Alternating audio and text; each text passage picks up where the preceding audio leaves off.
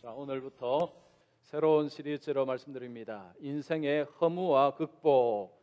자, 오늘은 첫 번째입니다. 인생이 허무하지 않습니까? 자, 이 말씀으로 또 말씀드리겠습니다. 여러분 지금까지 살아오시면서 인생이 허무하다라는 생각을 한 번도 안 해보신 분 혹시 계십니까? 나는 그런 생각 해본 적이 없어요 라는 분 혹시 계십니까? 아마 나이가 좀 젊은 분 가운데서는 계실지 모르겠지만 그래서 조금 사신 분들은 이 생각을 한 번쯤은 한 번만 했겠습니까? 그죠? 한 번 이상은 다 했을 것입니다. 자, 살아가면서 이 허무라는 것은 불청객처럼 어느 날 갑자기 우리 마음에 다가옵니다. 인생이 참 허무한 것 같아.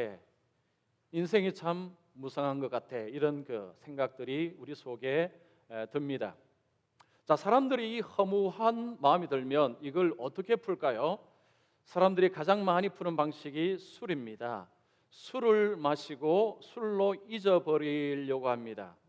마실 때는 괜찮죠. 깨고 나면 더 크게 다가옵니다. 또 어떤 분들은 이 친구들과 함께 수다를 통해서 친구와의 만남을 통해서 또 잊어버리려고 하기도 하고, 어떤 분들은 육체적인 쾌락, 오락에 집착을 하기도 합니다. 어떤 사람은 이 마약에 손을 대기도 합니다. 또 어떤 사람은 병원을 찾기도 합니다. 2013년에 어떤 신문에 이런 그 제목의 글이 실렸습니다. 선생님 왜 살아야 하나요? 선생님 왜 살아야 하나요? 이런 제목의 글이 실렸습니다. 이 글을 쓴 분은 정신과 의사이시고 대학 교수인 분이 자신이 만난 그 환자를 통해서 글을 적었습니다. 자, 우리나라 사람들 정신과 가는 걸 별로 좋아하지 않습니다. 근데 이게 너무 허무에 휩싸인 분들 중에서 또 정신과를 찾는 분들이 있는 것 같습니다. 자, 그런 분들이 이런 이야기를 한답니다. 집을 장만하면 삶이 더 좋아질 줄 알았습니다. 어떤 자리까지 올라가면 행복할 줄 알았습니다. 어떤 사람을 만나서 결혼하면 삶이 새로워질 줄 알았습니다. 그런데 막상 그 자리에 그렇게 해보니 그렇지를 않았다는 거죠. 그래서 인생이 너무 허무합니다. 이거 왜 살아야 됩니까? 이런 생각을 한다는 것입니다. 요즘 혹시 이런 생각 혹시 하신 분 안 계십니까? 인생 참 뭐 그런 거지. 인생 무상이야. 인생 너무 허무해. 혹시 요즘 이런 생각 드신 분들은 다음 주부터 절대 빠지지 말고 와서 말씀을 꼭 들으십시오. 제가 오늘부터 전도서를 가지고 말씀을 드리는데 전도서의 핵심 주제가 인생의 허무 그리고 이걸 어떻게 극복하는지를 다루고 있습니다. 뭐 요즘 이 허무함을 느끼지 않더라도 언젠가는 필시 다가옵니다. 그래서 예방접종을 맞는다 생각하십시오. 말씀을 잘 들으시면 이 허무 문제는 쉽게 극복이 되는 문제가 아닙니다. 그래서 이 말씀으로 여러분이 예방접종을 잘 하셔서 잘 여러분이 말씀 가운데 있으면 잘 기억하시면 그런 허무가 다가올 때에 허무의 문제를 이기실 수가 있습니다. 자, 오늘은 1장 1절에서 11절까지를 말씀을 드립니다. 자, 이 부분은 세 부분으로 나눌 수가 있습니다. 자, 1절에서 3절 그리고 4절에서 8절, 9절에서 11절까지입니다. 자, 거기 1절에 보시면 이런 말씀이 나옵니다. 다윗의 아들 예루살렘 왕 전도자의 말씀이라. 자, 이 전도서를 누가 썼는지를 기록합니다. 솔로몬입니다. 그런데 솔로몬이 자신을 소개할 때에 다윗의 아들이라 이런 표현을 씁니다. 이 표현은 그냥 다윗의 아들이기 때문에 다윗의 아들이라고 표현을 쓴 것이 아니라 하나님이 다윗과 맺은 그 언약을 계승하는 자로서의 자신을 이야기하는 것입니다. 하나님이 다윗과 언약을 맺으시고 그리고 나를 세우셔서 하나님은 다윗의 언약, 그 아버지와 세운 언약을 이어가게 하신 하나님. 이 직분은 내 힘과 내 능력으로 된 것이 아니라 하나님께서 주신 직분이다라는 의미를 담고 있습니다. 자, 그리고 전도자라는 의미는 백성을 소집해서 삶의 교훈을 전하는 사람, 요즘식으로 하면 설교자입니다. 솔로몬은 자신의 삶에 경험한 것들을 가지고 전도서를 쓰고 있습니다. 이것은 단지 솔로몬의 경험만을 의미하는 것이 아니라 하나님이 솔로몬을 통해서 하나님의 백성들에게 주시고자 하는 말씀을 기록을 한 것입니다. 자, 그 핵심의 주제가 인생의 허무, 그리고 그 극복이 전도서의 핵심 주제입니다. 자, 오늘 읽은 이 말씀 속에 세 부분으로 나눈다고 말씀드렸죠. 먼저 1절부터 3절까지 말씀을 먼저 보도록 하겠습니다. 자, 1절 3절은 이런 말씀입니다. 하나님과 상관없는 모든 수고는 다 허무하다, 이런 의미를 담고 있습니다. 여러분 2절 보시면 헛되고 헛되며 헛되고 헛되니 모든 것이 헛되도다. 자, 우리가 이 정도 말씀은 다 알고 있죠. 이 전도서 이 표현은 굉장히 유명한 표현입니다. 자, 헛되다는 것이 무슨 의미일까요? 헛되다. 자, 우리도 헛되다는 표현을 씁니다. 여기서 헛되다는 것은 실체가 없다, 알맹이가 없다, 열매가 없다, 이런 의미입니다. 그 실체, 알맹이, 이것은 뭐냐? 우리에게 생명을 주고 우리에게 삶을 주고 우리에게 의미를 주는 그런 실체, 알맹이가 없다. 이것이 헛되다는 것입니다. 자, 그런데 솔로몬이 헛되고 헛되며 헛되고 헛되니 모든 것이 헛되도다, 헛되다는 표현을 5번을 씁니다. 한 번을 쓰지 않고 반복해서 씁니다. 왜 이렇게 썼느냐? 헛되다 헛되다 헛되다는 걸 통해서 이 허무가 절대적인 허무라는 것을 표현하고자 하는 것입니다. 즉 최상급의 표현을 하고 있습니다. 이 세상의 수고가 허무한데 그냥 허무한 것이 아니고 절대적으로 허무하다는 것입니다. 이 말은 인간의 노력과 수고로 극복할 수 있는 문제가 아니다라는 의미를 담고 있습니다. 3절에 보시면 해 아래에서 수고하는 모든 수고가 사람에게 무시 유익한고, 그 해 아래에서라는 표현은 이 세상에서라는 표현입니다. 이 말은 히브리인들의 이 어떤 표현법 중에서 하나님은 하늘에 계시고 사람은 땅에 있는 존재로 표현을 합니다. 여기서 해 아래에서의 어떤 이 표현은 하나님을 인정하지 아니하고 하나님 없이 살아가는 사람들의 삶을 이야기하는 것입니다. 자, 거기서 유익하다는 것은 앞에서 말한 것처럼 열매가 있다 없다, 유익하지 않다는 것은 열매가 없다는 그런 표현입니다. 자, 이 땅에서 수고하고 땀 흘리고 애쓰는 모든 것이 우리에게는 실체가 없는 허무한 것이다, 이런 말씀합니다. 여러분, 이런 이야기는 아무나 할 수 있는 이야기 아닙니다. 이런 이야기를 아무나 한다고 사람들이 그 말을 잘 듣지 않습니다. 만약에 20대 청년이 인생이 너무 허무해요 라고 하면 여러분 뭐라고 하실 것입니까? 좀 더 살아봐, 좀 더 살아보고 그런 이야기해, 이럴 것입니다. 만약에 40 정도 된 사람이, 이분은 뭐 어떤 것을 이루거나 성취하거나 그런 경험이 없습니다. 근데 이분이 인생이 너무 허무해 라고 하면 이런 말을 할 것입니다. 좀 더 노력하고 뭔가를 이루고 나서 그런 말 해, 아직은 당신이 그런 말 하기는 너무 일러, 이런 표현이죠. 자, 인생이 허무하다라는 표현은 이건 아무나 할 수 있는 표현이 아닙니다. 자, 그러면 여러분 솔로몬이 이 표현을 썼을 때는 우리가 귀를 열고 들을 수 있느냐? 들을 수 있습니다. 자, 솔로몬의 삶을 보면 솔로몬은 솔로몬처럼 살아간 사람이 이 땅에 있느냐? 없습니다. 솔로몬 최고의 자리로 올라갔습니다. 최고의 영예를 얻었습니다. 그는 최고의 지식을 가졌습니다. 그는 사실은 모든 것을 가졌다라고 말해도 사실은 크게 틀리지 않습니다. 솔로몬처럼 가지고 누린 사람이 세상에 있을까? 잘 보이지가 않습니다. 자, 솔로몬이 도대체 뭘 누렸는가 보십시오. 솔로몬이 왕이 되었을 때에 이스라엘은 초강대국이 되었습니다. 그 중동 지역을 완전히 장악을 해버렸습니다. 그래서 이 주변국들이 솔로몬에게 조공을 바치러 왔습니다. 솔로몬 때 전쟁이 없었습니다.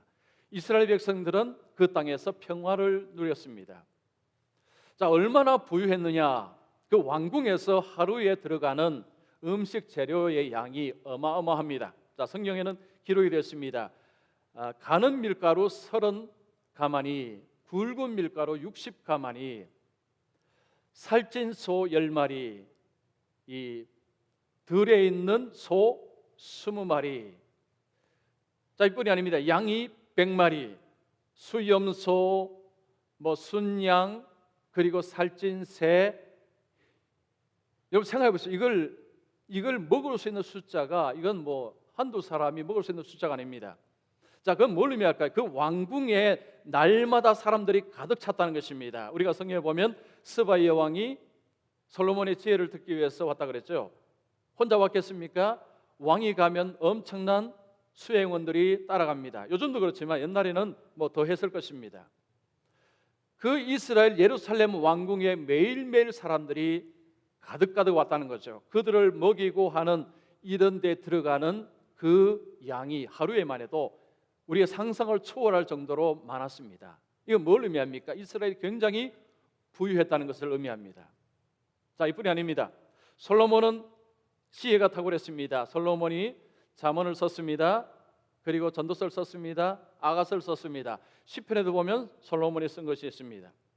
솔로몬은 식물과 동물을 분류하는 분류도감을 썼다고 합니다.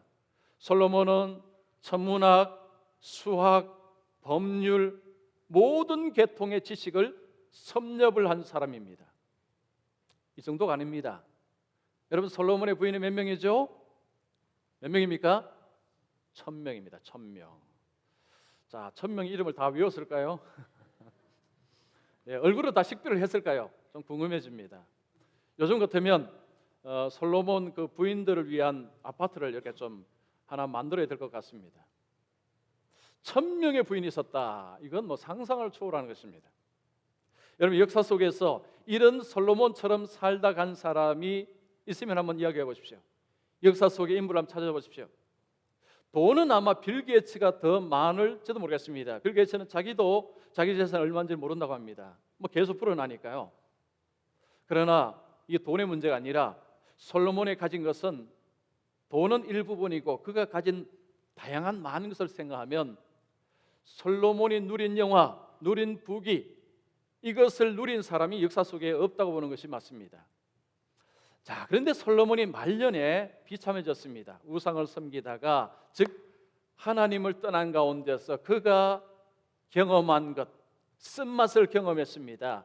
이것을 가지고 전도서를 썼습니다. 그가 누린 것은 어마어마한데 그냥 누리기만 누린 것이 아니고 그도 쓴맛을 보았습니다. 그런 가운데서 그가 쓴 것이 전도서입니다. 그래서 솔로몬이 이런 표현을 썼을 때 아이 말도 안 돼 이렇게 하기보다는 야, 이 사람이 이런 표현을 썼으면 이건 뭔가가 의미 있지 않느냐 이런 생각을 하는 것이 합리적이죠. 자, 그래서 솔로몬이 하는 이야기를 가만히 가지고 여러분 삶이나 세상을 보면 고개를 끄덕일 수밖에 없습니다. 저는 제가 지금까지 살아오면서 큰 업적이나 큰 성공을 하지는 않았습니다. 그런 것은 이룬 적이 없습니다. 여러분 저를 봐도 별 것은 없습니다.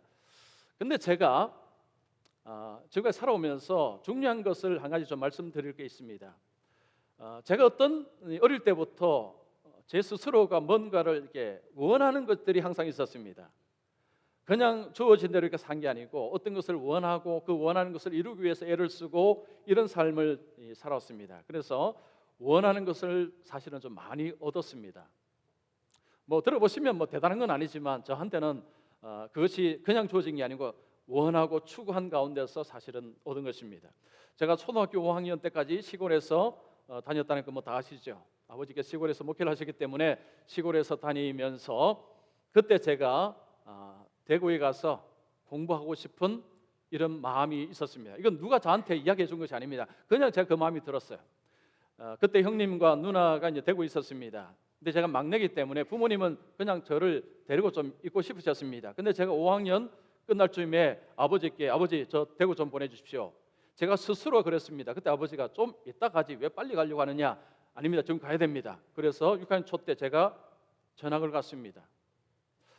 학교를 다니면서 고등학교 때 서울에 있는 대학을 갔으면 좋겠다라는 마음을 가졌습니다. 그래서 제가 원서를 서울에 있는 대학교에 원서를 썼습니다. 어느 대학교 경제학과에 원서를 써서 가지고 왔다가 학교에까지 갔는데 못 넣습니다. 눈치를 보다가 이 상경대 계통은 이게 경쟁률이 높지 않습니까? 그래서 넣으려다가 겁먹고 못 넣고 대구 내려와서 영남대학교를 들어갔습니다. 제가 대학교를 들어가니까 서울에 못 갔는데 좀 크게 뛰자. 그래서 미국에 가고자 하는 마음을 품었습니다. 그래서 제가 다닐 때는 공부 열심히 하지 않았습니다. 대충 놀았습니다. 근데 저는 공부를 좀 열심히 했습니다. 왜냐? 미국을 가야 되기 때문에. 그래서 토플 공부를 열심히 했습니다. 그래서 토플 점수를 원하는 만큼 얻었습니다. 그런데 미국은 토플 점수만 있는 것이 있다고 가는 나라가 아니죠.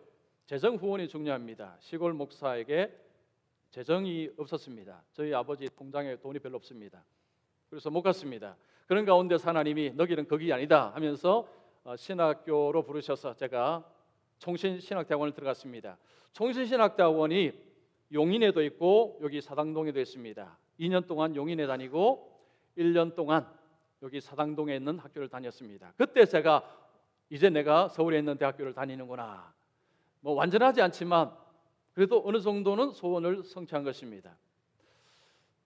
제가 이 대구에서 사역을 하고 있었습니다. 하고 있으면서 서울에 있는 교회 가서 사역을 하면 좋겠다. 서울이 굉장히 높여 보였습니다. 그래서 대구보다는 서울에 가는 것이 좋을 것을 생각하고 그래서 결혼하고 서울로 올라왔습니다. 이 교회 저 교회 있는데 다 받아주지 않다가 불쌍히도 여기셔서 신광교회가 저를 받아주셨습니다. 그래서 우리 신광교회 와서 사역을 했습니다. 그때 제가 마음속에 하나님 앞에 이런 게 됐습니다. 하나님, 이제는 제가 진로가 바뀌었으니까 저를 미국 좀 보내주십시오. 좀 집요하죠. 그래서 제가 97년도 1월 달부터 정말 기도 열심히 했습니다. 하나님, 이제는 제가 뭐 다른 것도 아니고 신학이고 여기에서 제가 미국 가서 공부를 좀 해야 목회를 제대로 할 것 같습니다. 저를 제발 좀 보내주십시오라고 기도를 했는데 하나님 불쌍히 여기셔서 미국으로 보내주셨습니다. 자, 소망을 이루었죠. 자, 미국에 갔습니다. 미국 가니까 공부하려면 또 박사학위는 받아야 되겠죠. 중간에 몇 번 포기하려고 하다가 또 공부를 했습니다. 그리고 거기서 이민 목회라는 목회를 또 경험하게 되었습니다. 이민 목회하면서 미국에서 한 11년을 살았습니다. 이제 미국에 살만치 살았죠. 이제 미국이 어떤 나라인지를 알았습니다. 그러면서 제 마음속에 한국 가서 목회하고 싶다. 여러분, 미국에서요 한국에 오고 싶은 목사님들이 얼마나 많은지 모릅니다. 오고 싶어도 못 오는 나라가 대한민국입니다. 하나님께서 우리 교회로 보내주셨습니다. 제가 우리 교회에서 목회를 하고 있습니다. 자, 여러분 보면 그냥 별거 아닙니다. 근데요, 제 삶 속에 그런 소소한 것들이 그냥 이루어진 것이 아니라 제가 소망하고 제가 추구하면서 이루어 간 것입니다. 자, 그런데 이런 가운데서 제가 얻은 결론이 뭘까요? 자, 하나님이 제게 이런 질문을 몇 번 하셨습니다. 그래, 내가 원하는 것 이런 것들을 많이 이뤘는데 그래 어떠냐? 제가 뭐라고 대답을 할게요. 자, 그때는 그게 굉장한 거 보였는데 사실 해보니까 뭐 그냥 그렇네요. 미국이라는 나라가 대단한 나라, 미국에 살면 먼저 뭔가 일어날 줄 알았는데 가서 살고 보니까 뭐 그냥 그랬습니다. 뭐 박사학위요, 뭐 받기 전에는 뭔가 받으면 대단할 것 같지만 받고 나니까 그냥 그렇습니다. 그냥 그래요. 자, 그러면서 하나님이 제게 정말 좋은 메시지, 교훈을 주셨습니다. 이 땅에서 화려하게 보이고 좋게 보이는 것들을 가지고 누리면 정말로 내가 생각하는 만큼 과연 그렇느냐? 그렇지가 않다는 거죠. 겉으로 볼 때는 굉장히 위대해 보이고 화려해 보이지만 막상 그곳에 들어가면 이게 그렇지는 않다는 이야기입니다. 자, 그러면서 하나님이 제게 주신 중요한 것은 그런 길을 인도하신 하나님이 의미가 있다는 것을 제가 이제 알도록 그렇게 하나님이 이런 그 은혜를 주셨습니다. 그런 것들이 제게 의미를 준 게 아니고요. 그런 삶을 통해 진짜 의미를 준 것은 하나님이라는 것입니다. 그래서 저는 지금요, 뭐 큰 교회 목사님 부러워하지 않습니다. 저는 조금도 부러워하지 않습니다. 뭐 돈 많은 분요, 저는 조금도 부러워하지 않습니다. 명예 높은 분, 저는 조금도 부러워하지 않습니다. 여러분, 저와 함께 가시면 제 말이 뭐 엉뚱한 말이 아니다는 것을 아실 것입니다. 저의 관심사는 얼마나 뭐 크고 화려한, 여기는 저는 조금의 관심사도 없습니다. 저의 관심사는 이겁니다. 어떻게 하면 하나님 앞에서 하나님 앞에 인정을 받느냐, 어떻게 하면 하나님을 기쁘게 할 것이냐, 어떻게 하면 하나님 앞에서 바르게 목회할 것인가, 이것이 저의 주된 생각입니다. 이건 우리 교육자들이 알 것입니다. 저의 삶을 보면 알 것입니다. 저는 외적인 뭔가를 추구하는 마음이 조금도 없습니다. 하나님 앞에서 하나님의 뜻을 따라 바르게 하는 것이 가장 중요하고 이것이 의미 있다는 것을 저의 삶을 통해 제가 경험을 했기 때문입니다. 여러분, 이 땅에서 눈에 보이는 화려함에 쏙지 마십시오. 그게 아무리 좋게 보여도 막상 만져보십시오. 그냥 그렇습니다. 여기서 볼 때는 저기 가면 뭔가 달라질 것 같죠. 막상 잡아보십시오. 그게 그렇습니다. 뭐 특별하고 대단한 게 없습니다. 사람들이 말하는 열매, 이 세상에 말하는 것들요, 그걸 해부해 보면 사실은 실체가 없습니다. 자, 우리가 얻을 수 있는 열매는요, 우리 스스로가 만들어내는 것이 아닙니다. 하나님이 주시는 것입니다. 요한복음 15장 5절에 예수님께서 말씀합니다. 자, 같이 읽습니다. 시작.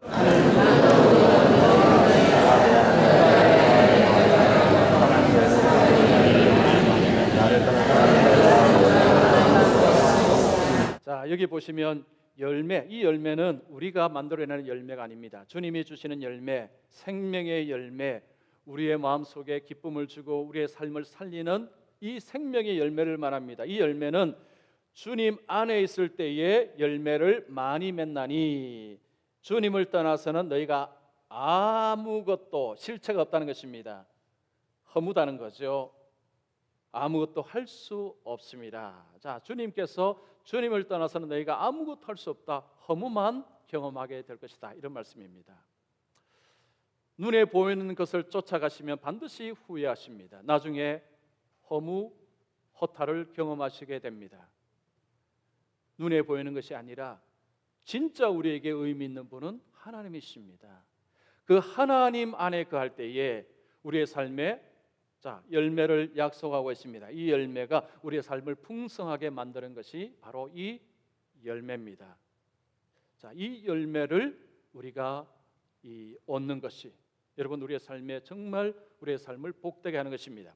그 다음에 두 번째, 여러분 4절에서 8절까지 말씀 보면 거기에 8절에 보면 우리의 눈이 보아도 족함이 없고 귀는 들어도 차지 않는다는 표현이 있습니다. 눈과 귀가 채워지지 않는다는 것입니다. 그리고 그 앞에 보면 강물이 어디로 흐릅니까? 바다로 흐릅니다. 바다로 흘러서 가는데 바다는 강물들이 들어오지만 여전히 똑같습니다. 이게 족하지 않다는 거죠. 자, 그러면서 지금 몇 가지 비유를 가지고 인생의 삶 속에서 이 족함이 없다는 것을 이야기합니다.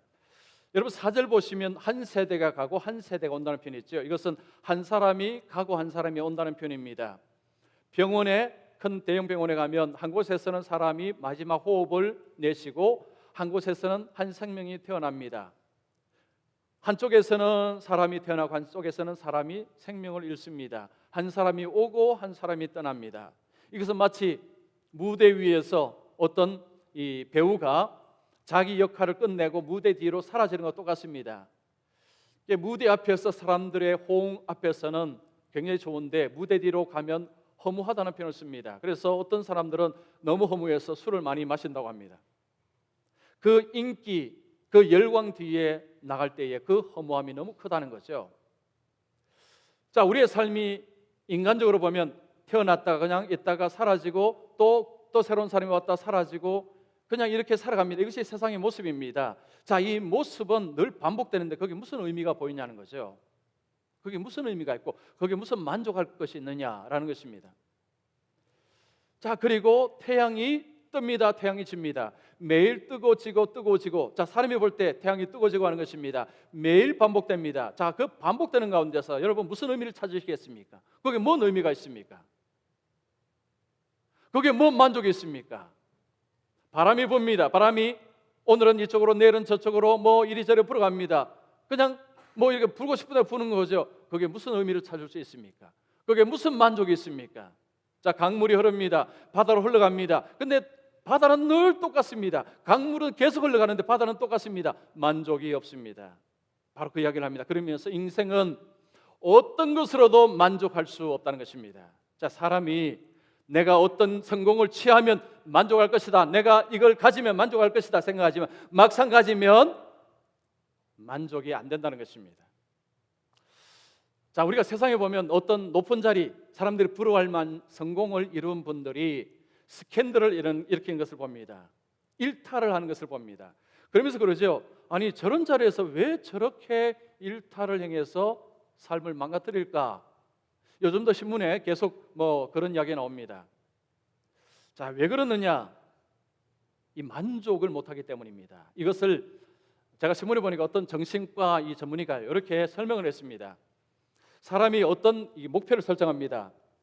자, 목표를 설정해서 내가 저기까지 가야지, 저걸 이루어야지 하면 마음이 도와준답니다. 마음이 그래, 내가 도와줄게. 우리가 마음 잡는다 그러죠. 마음이 도와주다가 이제 그 목표를 도달했습니다. 그러면 마음이 이런 이야기를 한답니다. 내가 지금까지 도와줬으니 이제는 내 마음에 보상을 좀 해달라. 즉, 내 마음을 좀 즐겁게 해달라라고 요구를 한답니다. 이것이 허무라는 것이 이 실체라는 거죠. 자, 그러면 이 마음의 즐거움이 뭐냐? 이게 주로 육적인 쾌락이랍니다. 그래서 이 성적인 일탈들, 외도 불륜이라는 것이 성공한 사람들 뒤안길에서 자주 나타납니다. 그러니까 성공을 하고 보니까 이게 공허하니까 그걸 채우는데, 그 채우는 뭘로 채우느냐? 그 쾌락, 육체의 쾌락으로 자꾸 채우고자 한다는 것입니다. 여러분, 자기 개발에 관한 그런 책들을 보면 이런 이야기를 합니다. 작은 목표라도 성공을 하면 자기에게 보상을 하십시오. 예를 들면 그동안 이걸 하기 위해서 맛있는 거를 참았습니다. 그러면 그 맛있는 거를 드십시오. 아니면 어떤 것을 사고 싶었습니다. 여성 같으면 어떤 옷을 사고 싶었는데 참았습니다. 그러면 성취하면 그 옷을 사라는 거죠.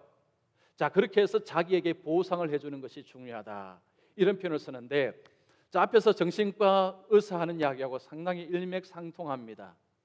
사람의 마음이 어떤 성공을 했다고 이 마음이 채워지느냐? 이게 안 채워진다는 의미입니다. 그러면 그 공허한 것을 뭐로 채우느냐? 그런 쾌락으로 자꾸 채우니까 일탈로 간다는 것입니다. 지난주에도 여러분 신문이나 방송에 보시면 지금 현직 지검장, 이 검사장, 아니면 연예인들 성폭행, 그리고 그 지위를 이용해서 또 이 뇌물을 받는 이런 것들이 지금 신문에 도배됩니다. 자, 그런 사람들은 인기도 얻었습니다. 자, 그런 자리까지 올라갔습니다. 사람들이 부러워하는 거죠. 그런데 그 자리에서 자신의 인생을 망치는 그 일을 너무도 어리석게도 했다는 거죠. 왜 그런 일이 벌어지느냐? 오늘 솔로몬이 이야기합니다. 만족이 안 되기 때문이죠. 만족을 하면 그런 일이 일어나지 않는다는 것입니다. 여러분, 에베레스트 산을 누가 먼저 올라갔느냐 하면 이 에드먼드 힐러리라는 사람, 남자입니다. 이분이 에베레스트를 처음으로 올라갔다고 합니다. 어떤 사람이 그분에게 물었습니다. 당신이 이 세상에 처음으로 올라갔는데 그때 기분이 어땠느냐? 그때 그분이 그런 이야기 했습니다. 처음에 올라가니까 기분이 너무너무 좋았어요. 그런데 순간적으로 그 다음에 어떤 생각이 들었느냐? 그럼 이제는 내가 어디로 가야 되지? 이제는 어느 산으로 올라가야 되지? 라는 생각이 들면서 마음에 갑자기 허탈감이 찾아왔습니다. 이런 이야기를 했습니다. 여러분, 산 좋아하시는 분들 혹시 그런 경험 하셨을 것입니다. 저 산 한번 정복해 봐야지 하고 해서 막 땀을 흘리면서 가지 않습니까? 저 산 저기만 올라가면 온 세상을 다 볼 수 있을 것 같은 그런 어떤 생각을 가지고 막상 올라가면 이제 내려올 생각하셔야죠. 그냥 그렇습니다. 세상에서 성공이라는 것이, 이것이 사람을 만족시켜 주는 것이 못 된다는 거죠. 여러분, 살아가시면 이제 결혼하신 분들은 결혼하기 전에 내가 이 사람과 결혼하면 인생이 행복하고 막 그런 꿈을 꾸지 않습니까? 자, 그런데 그 유통기한이 얼마죠? 3년? 2년? 1년? 6개월? 요즘 어떤 분이 2년이라고 하기도, 어떤 분이 6개월이라고 하기도 합니다. 내가 이 사람과 결혼하면 했는데 결혼하자마자 좀 지나면서 이 사람이 이런 흠 저런 흠이 막 보이죠. 사람이 변해서 라고 이야기합니다. 사람이 변한 게 아니고 그동안 못 본 거죠. 원래 그랬는데. 교회도 그렇습니다. 어떤 교회, 참 그 교회는 너무너무 좋아, 그 교회는 좋아. 그래서 막상 그 교회를 다니는데 좀 다니다 보면 교회가 이래, 실망하게 됩니다. 제가 미국 가기 전에는 미국에 대한 환상이 있었습니다. 야, 미국 가서 살면 정말 좋겠다. 제가 11년을 살았으니 뭐 좀 살았죠. 근데 제가 한국 왔습니다. 이거 뭘 의미하겠습니까? 물론 제가 목회하러 오기도 왔지만요. 살아보니 거기도 사람 사는 곳입니다. 사람 사는 곳이에요. 많은 분들이 한국에 오고 싶어합니다. 그런데 여러 가지 여건 때문에 못 오는 거죠. 우리가 추구하는 것, 저걸 이루고 저기를 가면 하지만 막상 가보십시오. 그냥 그렇습니다. 그냥 그래요. 우리의 마음을 만족시킬 수 있는 것은 세상에 아무것도 없습니다. 자, 그러면 성경은 우리에게 우리가 어떻게 만족을 얻을 수 있다고 말씀합니까? 다윗이 우리에게 가르쳐 주죠. 여호와는 나의 목자시니 내게 부족함이 없으리로다. 자, 이때는 아멘 하셔야 돼요. 다시 하겠습니다. 여호와는 나의 목자시니 내게 부족함이 없으리로다. 자, 이 다윗이 왜 이런 이야기를 했느냐면 다윗은 양을 치는 목자입니다. 목동입니다. 양은 시력이 약하죠. 그리고 자기를 방어낼 수 없습니다. 양은 어디 가서 목초지가 있는지 물이 있는지 모릅니다. 목자가 앞서서 늘 인도해 줘야 됩니다. 즉 목자가 양들의 필요를 채워줄 때에 살아갈 수가 있습니다. 다윗은 자기가 목자로서 그것을 경험했습니다. 그러면서 그가 경험한 하나님이 꼭 자기 목자하고 똑같다는 거죠. 여러분, 나보다도 하나님이 나를 더 잘 아십니다. 내가 추구하는 것 그대로 하나님 다 주시면요 인생 망가집니다. 하나님이 우리에게 가장 필요한 것을 아시고 하나님이 채워주실 때에 우리의 삶이 복된 것입니다. 그래서 우리가 하나님이 목자가 되시고 하나님을 인도하며 하나님 인도를 따라가게 될 때에 우리에게 진짜 필요가 채워지면서 우리에게 진짜 만족이 하나님께서 우리에게 주신다는 것입니다. 자, 이것을 바울이 이야기했습니다. 고린도후서 3장 5절. 자, 우리 같이 읽습니다. 시작.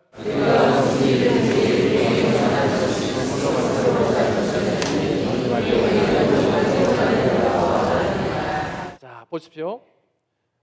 우리의 만족은 오직 하나님으로부터 나는데 우리에게 무슨 일이든지 우리에게서 난 것 같이 스스로가 만족할 것이 아니니, 이 말은 우리 속에서 우리가 노력하고 수고한 것이 우리를 만족하게 못한다는 이야기입니다. 그게 무엇이든지 우리를 결단코 만족하게 할 수 없습니다. 그러나 오직 하나님은 우리를 만족하게 하신다는 것입니다. 예수님 안에 거할 때에 예수님이 나의 목자가 되시고 하나님이 나의 삶의 주인 되시는 삶을 살아갈 때에 나보다 나를 더 잘 아시는 하나님께서 나에게 가장 중요한 것을 채우실 때, 나의 마음속에 뭐가 필요한지를 아시고 채우실 때 거기에 진짜 만족을 누리실 수 있습니다. 여호와는 나의 목자시니 내게 부족함이 없으리로다. 이것은 여러분 예수 믿는 사람에게는요 정말 이 말씀은 늘 생각이 될 말씀입니다. 자, 그 다음에 세 번째로 9절부터 11절에 가면, 자, 거기에 가면 이름이 있습니다. 자, 하나님과 상관없이 하는 모든 것은 새로운 것이 아닙니다. 자, 상관없이 하는 것, 새로운 것이 하나도 없습니다. 자, 거기 9절에 보시면 해 아래 새로운 것이 없나니 새 것이 없나니 표현 있죠. 자, 우리가 종종 그런 표현 씁니다. 해 아래는 새 것이 없어. 자, 그런데 그 의미가 무슨 의미일까요? 자, 의미를 잘못 오해하면 이렇게 생각할 수 있습니다. 아니, 지금 시대가 솔로몬 시대하고 얼마나 많이 발전했는데 그때는 뭐 스마트폰이 있었습니까? 뭐 냉장고가 있었습니까? 비행기가 있었습니까? 자동차가 있었습니까? 뭐 컴퓨터가 있었습니까? 뭐 인터넷이 있었습니까? 아무것도 없습니다. 아니, 근데 뭔 새 것이 없다고 이야기합니까? 자, 문맥을 보셔야 됩니다. 지금 문맥이 뭘 이야기합니까? 허무, 의미 없는 것, 이것을 이야기합니다. 만족이 없는 것. 즉, 이 땅에서 만족을 얻기 위해서 새 것을 아무리 찾아봐라 없다는 이야기입니다. 자, 요즘 이 기술이 엄청나죠. 그래서 날마다 새로운 제품들이 쏟아져 나옵니다. 광고를 통해서 당신이 이것을 가진다면 당신의 삶은 행복할 것입니다. 당신의 삶은 새로운 만족을 얻을 것입니다라고 유혹을 합니다. 미인을 통해서, 그리고 아주 잘생긴 또 남성을 통해서 유혹을 합니다. 그러면 그게 유혹에 넘어가면 어떻습니까? 그래, 나가 저걸 가지면 저 사람처럼 이뻐질 거야, 아니면 저 사람처럼 아주 멋있어질 거야 하고 덥석 샀습니다. 그러면 그렇게 됩니까? 그런 되는 일이 없죠. 자, 아무리 첨단의 제품이 나와도 그 제품을 우리가 가졌을 때에 그 새로운 것이 나에게 의미를 주고 만족을 주는 일이 있느냐? 없다는 이야기입니다. 그런데요, 놀랍게도 많은 사람들이 새로운 거 나오면 그래, 저게 나에게 행복을 줄 거야, 저게 나에게 의미를 줄 거야, 저게 나에게 보람을 줄 거야, 저게 나에게 새로운 걸 줄 거야 라고 생각하고 그것을 하는데 조금 지나면 실망한다는 거죠. 뭐 여러분 다 경험하셨죠? 자, 그런 의미입니다. 이 아래 새 것이 없나니. 이 땅에서 자꾸 새 것 뭔가를 새 것에 찾다가는 허무주의로 들어갑니다. 왜냐? 아무것도 만족을 주지 못하기 때문입니다. 이 땅에서는 우리를 만족시킬 새 것이 없습니다. 그것은 주님만이 우리에게 주십니다. 이사야 65장 17절 말씀이 그 말씀입니다. 자, 읽습니다. 시작.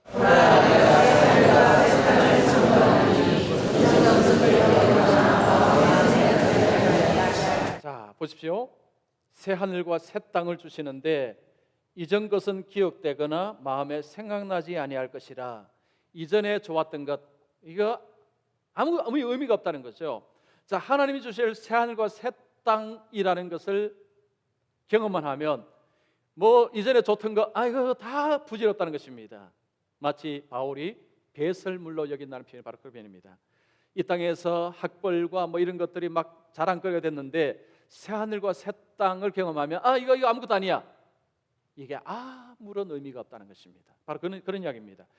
자, 주님께서 약속하신 것이 새 하늘과 새 땅입니다. 요한계시록 21장에 가시면 새 하늘과 새 땅이 어떤 곳인가를 설명을 하고 있습니다. 자, 그 땅을, 새로운 세상을 우리에게 주신다는 것이 주님의 약속입니다. 자, 이 약속을 모르고 살면 그러면 이 땅에서 자꾸 새 것을 찾습니다. 여기 가면 이것이 아니면 저것이, 또 여기 가면 새 것을 찾습니다. 그럴 때마다 실망합니다. 그러면 허무주의로 빠집니다. 자, 여러분들 허무주의 그 철학자 중에서 이름이 딱 떠오르는 사람 혹시 있습니까? 알베르토 까미, 뭐 카미라고 부르기도 하고 까미라고 부르기도 합니다. 자, 이 프랑스 철학자, 노벨 문학상도 받았습니다. 자, 이분은 허무주의 철학자 하면 알베르토 까미입니다. 뭐 철학을 하시는 분들은 뭐 다 아실 것입니다. 자, 이분은요, 이 공허함으로 살았던 사람입니다. 이 세상에는 만족이 없다. 근데 이분이 말년에 교회를 좀 다녔습니다. 프랑스 파리의 어느 교회인데 미국의 하워드 먼머라는 목사님이 어떤 일정 기간 동안 거기서 이렇게 설교를 했는데 이 까미가 그 교회를 오기 시작한 것입니다. 처음에는 왜 왔느냐? 그 교회 오르간 음악 소리가 좋다는 이야기를 듣고 그 오르간 음악 듣기 위해서 왔다고 합니다. 근데 왔는데 이 먼머 목사님의 설교를 듣고 내가 한번 다음 주에도 와봐야 되겠다 이러면서 이제 교회를 계속 왔답니다. 자, 먼머 목사님이 보는데 청중에 엄청난 인물이 한 사람이 왔는데 이 사람이 까미입니다. 이 보통 사람이 아닙니다. 그리고 이 사람은 허무주의의 뭐 대장입니다. 이분이 교회 때 와 있는데 얼마나 신기하겠습니까? 그래서 두 분이 자주 만나서 대화를 했답니다.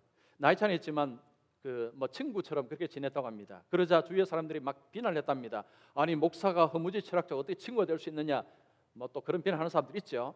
자, 그러나 말거나 이 목사님은 이 사람과 만났는데 그 만난 이야기를 까미가 그분이 1960년에 세상을 떠났는데 그때까지 비밀로 했다고 합니다.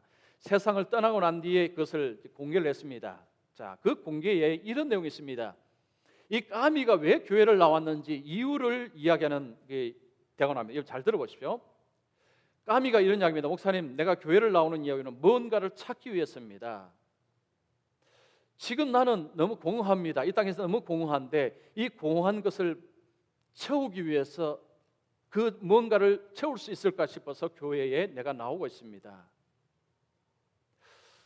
그런데 목사님이 그랬죠. 하나님이 그 대안이다 이야기했죠.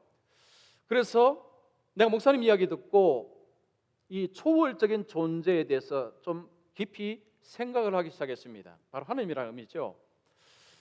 자기는 이 세상이 전부라 생각하고 이 세상의 어떤 삶은 너무 허무하다, 너무 공허하다, 아무것도 자기를 채워주지 못했는데 초월적인 존재가 있다면 그러면 채워줄 수도 있겠다는 생각이 들었다는 것입니다. 그러면서 이 세상에는 대책이 없는데 초월적인 그런 세계, 초월적인 자에게는 대책이 있을 것이다 라고 생각을 하면서 교회를 나왔다는 이야기를 합니다. 자, 이분이 예수를 믿는지 안 믿는지는 모릅니다.